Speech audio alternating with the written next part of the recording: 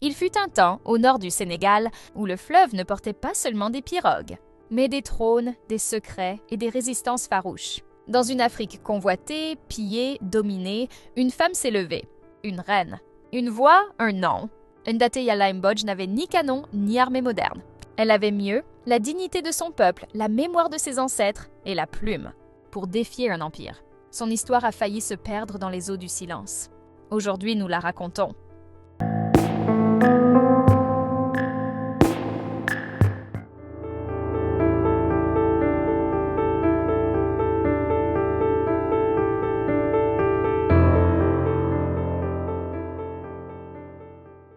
Née en 1810, succédant à sa sœur Ndiambert Mbodj.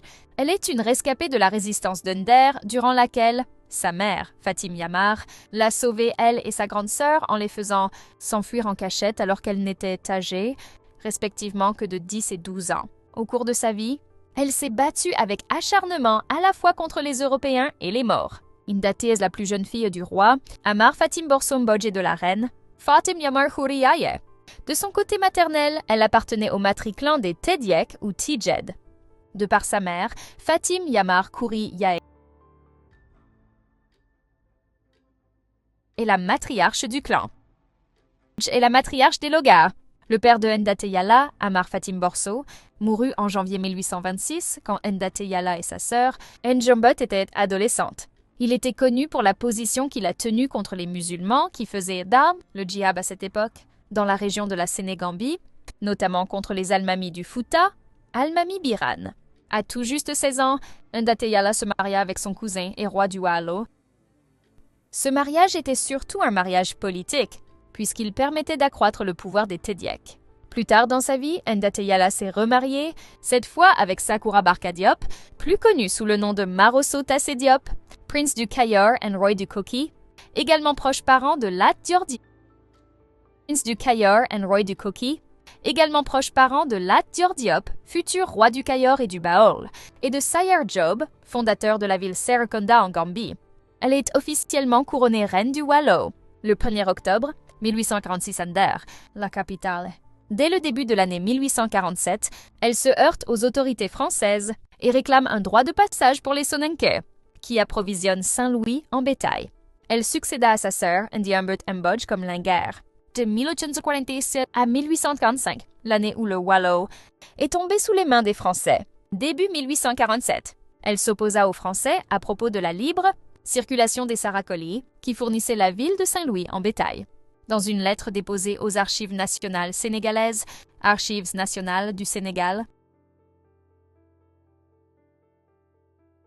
les Français affirment que la reine et ou son peuple, contrevenant au traité qui existait entre Waalo et Saint-Louis au Sénégal, a arrêté un troupeau de 160 bœufs qu'un habitant de Saint-Louis, un Français, avait acheté des marchands saracolais et gardait 16 des meilleurs animaux pour eux-mêmes, ne laissant passer que 144 bœufs. Les Français ont ajouté que la reine ne pouvait être payée qu'après l'arrivée des marchandises à Saint-Louis. Ils ont ensuite menacé la reine et lui ont demandé de lui rendre les 16 bœufs qui, selon eux, étaient en sa possession, et si elle se refusait à le faire, elle serait considérée comme ennemie du gouverneur. La reine considérait la menace comme un affront à sa souveraineté et à la souveraineté du Waalo. Le 18 juin 1847, elle écrivit une lettre au gouverneur français dans les termes suivants. Dès son accession au trône, elle se retrouve confrontée aux ambitions coloniales françaises. Ndaté-Yala gouverne, avec l'appui du Conseil royal, et s'impose comme une souveraine, dotée d'une autorité ferme. Le Waalo était situé dans une zone stratégique, à proximité de l'embouchure du fleuve Sénégal, une région fertile et prisée pour le commerce et l'agriculture. Les Français souhaitaient contrôler ce territoire pour étendre leurs intérêts en Afrique de l'Ouest. Ils mirent en place une politique expansionniste, multipliant les forts et établissant des relations commerciales déséquilibrées avec les royaumes locaux. Début 1847, elle s'opposa aux Français à propos de la libre circulation des Saracolis, qui fournissaient la ville de Saint-Louis en bétail. Dans une lettre déposée aux Archives nationales sénégalaises, Archives nationales du Sénégal,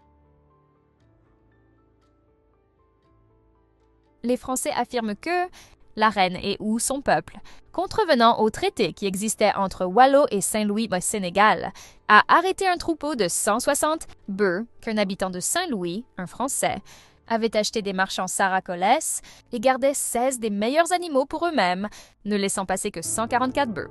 Les Français ont ajouté que la reine ne pouvait être payée qu'après l'arrivée des marchandises à Saint-Louis. Ils ont ensuite menacé la reine et lui ont demandé de lui rendre les 16 bœufs qui, selon eux, étaient en sa possession, et si elle se refusait à le faire, elle serait considérée comme ennemie du gouverneur. La reine considérait la menace comme un affront à sa souveraineté et à la souveraineté du Wallo. Le 18 juin 1847, elle écrivit une lettre au gouverneur français dans les termes suivants. « Nous n'avons causé de tort à personne. Le Wallo nous appartient. C'est la raison pour laquelle nous garantissons la liberté de passage des marchandises dans notre pays. Pour cette raison, nous facturons 1/10 de ces marchandises et rien de plus. Saint-Louis appartient au gouverneur, le Cayor au Damel, le Jolof au Bourba, le Futa à l'Almami et le Wallo au Brac. Chacun de ces chefs gouverne son territoire selon la manière qui lui convient. Ndate Yalambodj, 18 juin 1847, l'abbé Boilat, reçu en grande pompe par la reine le 2 septembre 1850, décrit sa demeure dans Esquisses sénégalaises. À la fin de l'année 1854, Louis Faidherbe est nommé administrateur colonial du Sénégal et une expédition militaire contre le Wallo est organisée suite à un ultimatum de la reine à l'encontre des Français. En février 1855, l'armée de Faidherbe, composée de 400 soldats français et 450 volontaires indigènes de Saint-Louis, entre au Wallo pour y affronter les forces combinées du Wallo, et de l'émirat du Trarza lors de la bataille de Dioubouldou. Alors que son règne s'achève, la Linguère s'adresse ainsi aux principaux dignitaires de son pays. Aujourd'hui, nous sommes envahis par les conquérants. Notre armée est en déroute. Les tiédos du Wallo, si vaillants guerriers soient-ils, sont presque tous tombés sous les balles de l'ennemi.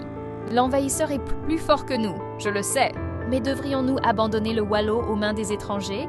Ndate Yala subit une défaite rapide. Dernière souveraine du royaume du Wallo, Ndate Yalambodj meurt en 1860 à Dagana.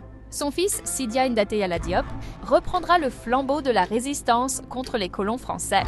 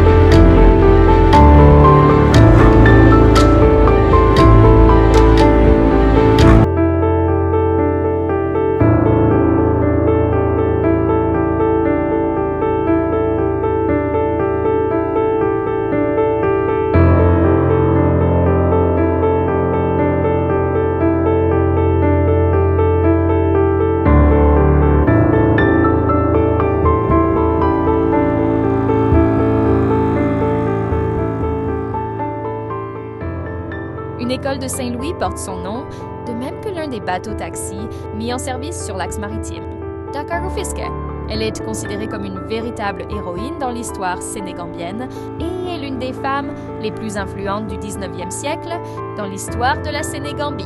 Avec d'autres héroïnes d'Afrique de l'Ouest, elle a joué un rôle crucial dans la lutte pour la résistance contre la colonisation. Les historiens de tradition orale, communément appelés griots, continuent à faire l'éloge de sa bravoure et de son courage. Au long de sa vie et même après, Ndate Yala a été le symbole de la résistance contre la colonisation française.